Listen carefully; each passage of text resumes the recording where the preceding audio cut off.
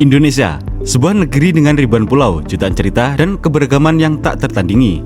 Namun, tahukah Anda, ketika bulan suci Ramadan tiba, Nusantara berubah menjadi panggung bagi ritual-ritual dan tradisi unik di setiap daerah. Kali ini, kita akan melintasi 7 daerah di Indonesia untuk menyaksikan 7 tradisi paling unik yang hanya bisa Anda temukan saat bulan Ramadan tiba.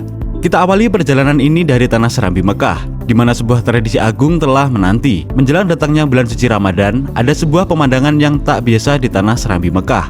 Bukan sekedar persiapan fisik untuk berpuasa, namun sebuah perayaan visual yang mendebarkan indera penciuman siapa saja yang melintas. Inilah Meugang, sebuah tradisi turun-temurun masyarakat Aceh yang telah bertahan melintasi zaman, di mana satu potong daging menjadi simbol kemuliaan dan bentuk syukur yang paling hakiki. 1 atau 2 hari sebelum Ramadan tiba, pusat-pusat kota hingga pelosok desa di Aceh seketika berubah. Pasar tradisional mendadak disulap menjadi lautan daging sapi dan kerbau. Menariknya, meski harga daging melambung tinggi di atas rata-rata hari biasa, antusiasme warga tak pernah surut. Bagi banyak warga Aceh, Meugang adalah soal harga diri. Tak sedikit dari mereka yang rela menyisihkan rupiah demi rupiah selama 1 tahun penuh hanya demi memastikan aroma daging segar tercium dari dapur rumah mereka saat hari kemenangan kecil ini tiba. Namun, jangan salah sangka, Meugang bukan sekedar ajang pesta pora atau pamer kekayaan. Jauh di balik tumpukan daging di atas meja, tersimpan nilai solidaritas yang sangat kental. Konon, tradisi ini bermula sejak zaman Kesultanan, di mana sang sultan menyembelih hewan ternak dalam jumlah besar untuk dibagikan kepada rakyatnya. Semangat inilah yang terus dijaga. Di hari Meugang, tak boleh ada satupun rumah yang tak mengumpulkan asap masakan daging. Semua harus merasakan nikmat yang sama. Meugang bukan hanya soal mengenyangkan perut sebelum berpuasa. Ia adalah momen sakral untuk menyucikan hati, mempererat silaturahmi, dan memastikan bahwa Ramadan disambut dengan penuh sukacita oleh semua lapisan masyarakat. Satu tradisi ribuan makna. Inilah penghormatan tertinggi masyarakat Aceh bagi bulan yang penuh berkah. Pernahkah Anda membayangkan sebuah perahu sepanjang 40 meter, diawaki oleh 60 pria perkasa, melaju bak anak panah di atas permukaan sungai? Bukan sekedar perlombaan, ini adalah pesta rakyat yang menggetarkan jantung bumi lancang kuning. Inilah pacu jalur, tradisi ikonik masyarakat Kuantan Singgingi yang menjadi simbol kekompakan dan kegembiraan sebelum memasuki bulan yang penuh ampunan. Persiapan pacu jalur bukanlah perkara satu malam. Jauh sebelum Ramadan tiba, warga desa akan masuk ke dalam hutan untuk mencari pohon kayu raksasa yang lurus dan kuat. Proses menebang hingga membawanya ke sungai dilakukan dengan ritual khusus dan gotong royong ratusan orang. Perahu yang mereka sebut sebagai jalur ini bukan hanya sekedar alat transportasi air. Ia adalah identitas, kebanggaan desa, dan hasil keringat seluruh masyarakat kampung yang bersatu demi satu tujuan. Saat bendera dikibarkan, suasana sungai pun berubah menjadi medan laga yang penuh adrenalin, kecepatan, kekuatan fisik, dan yang paling utama, keselarasan gerak menjadi kunci kemenangan. Tak ada ruang untuk ego pribadi. Di atas jalur, semua adalah satu detak jantung. Uniknya, ajang ini menjadi sarang silaturahmi akbar. Masyarakat dari berbagai desa berkumpul, saling bertukar sapa, dan mempererat tali persaudaraan sebelum mereka benar-benar fokus dalam ibadah puasa. Pacu jalur mengajarkan kita bahwa untuk mencapai kemenangan yang besar, diperlukan kerjasama dan harmoni yang kuat. Sebuah filosofi yang sangat indah untuk dibawa menuju gerbang bulan Ramadan. Di tengah kepungan gedung pencakar langit dan deru mesin kota Jakarta, terselip sebuah kebahagiaan yang tak lekang oleh waktu. Sebuah tradisi yang mengajarkan kita bahwa adab dan rasa hormat adalah fondasi utama dalam menyambut bulan yang mulia. Inilah Nyoroa, tradisi khas masyarakat Betawi yang menjadi jembatan kasih sayang, sekaligus simbol permohonan restu sebelum raga memasuki gerbang Ramadan. Nyoroa identik dengan aktivitas menghantarkan bingkisan makanan, bukan sembarang makanan. Menu yang disajikan biasanya adalah kuliner kebanggaan tanah Betawi, mulai dari sayur gabus pucung yang legendaris, hingga semur daging yang kaya akan rempah. Target utamanya adalah mereka yang lebih tua, orang tua, kakek nenek, hingga tokoh masyarakat setempat. Bagi warga Betawi, mendatangi rumah orang tua dengan membawa buah tangan adalah bentuk penghormatan tertinggi untuk menyambung tali silaturahmi yang mungkin sempat meregang. Namun, jangan hanya melihat dari apa yang ada di dalam rantang. Nyoroa memiliki makna filosofis yang sangat dalam. Melalui tradisi ini, setiap anggota keluarga diingatkan untuk saling memaafkan dan memohon restu agar ibadah puasa yang dijalani mendapatkan keberkahan. Disinilah momen kejujuran terjadi. Canda tawa pecah di meja makan, menghapus segala ego dan menyatukan kembali hati yang berselisih. Nyorowa adalah cara elegan masyarakat Betawi untuk membersihkan hati sebelum membersihkan diri di bulan suci. Nyorowa membuktikan bahwa di tengah arus modernisasi, nilai-nilai kekeluargaan dan penghormatan kepada orang tua tetap menjadi identitas yang tak tergantikan. Karena Ramadan bukan hanya soal menahan lapar, tetapi juga soal merangkul kembali mereka yang kita cintai. Di balik kemegahan pura dan indahnya pantai Pulau Dewata, tersimpan sebuah ritual yang mungkin terlihat ganjil bagi mata orang awam.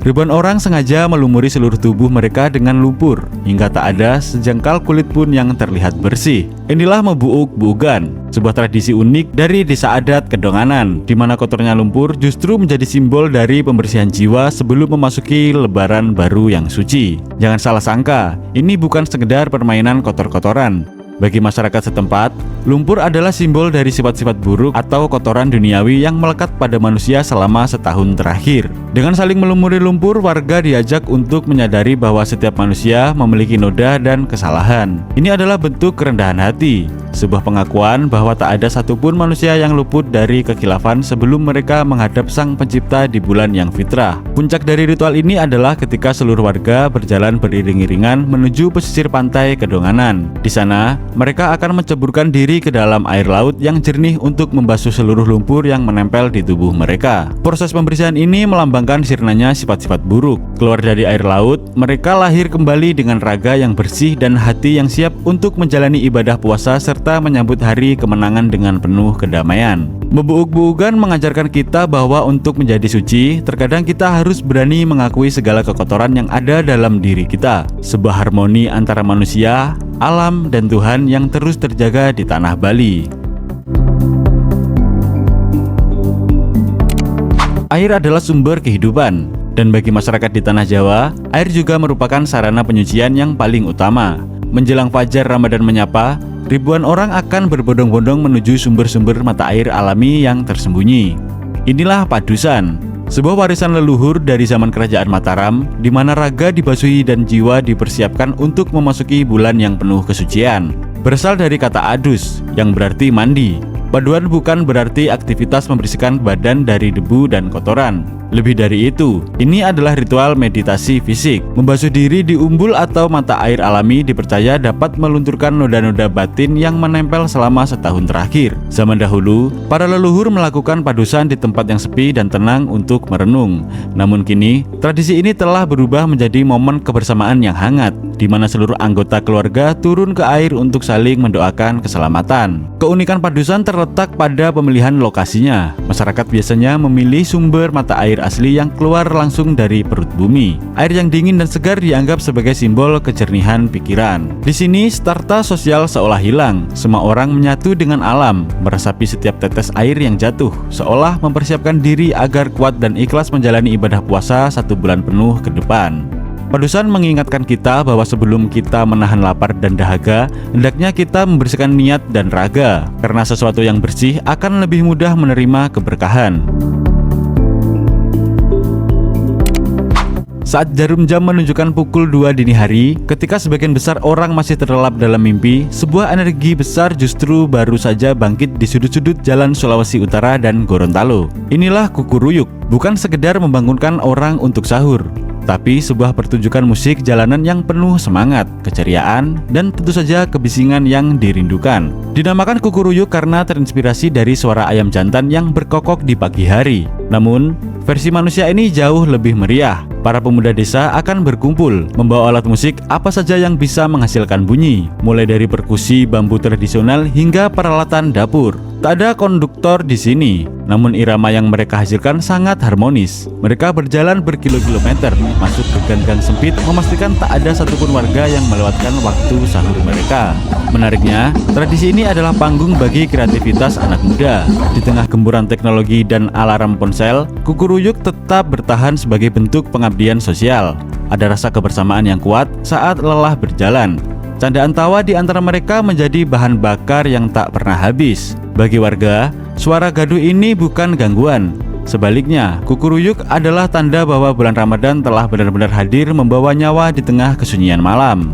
Kukuruyuk mengajarkan kita bahwa pengabdian bisa dilakukan dengan cara paling sederhana dan menyenangkan. Sebuah pengingat bahwa dalam setiap keriuhan yang mereka ciptakan, ada doa agar semua orang bisa menjalani ibadah dengan penuh kesiapan.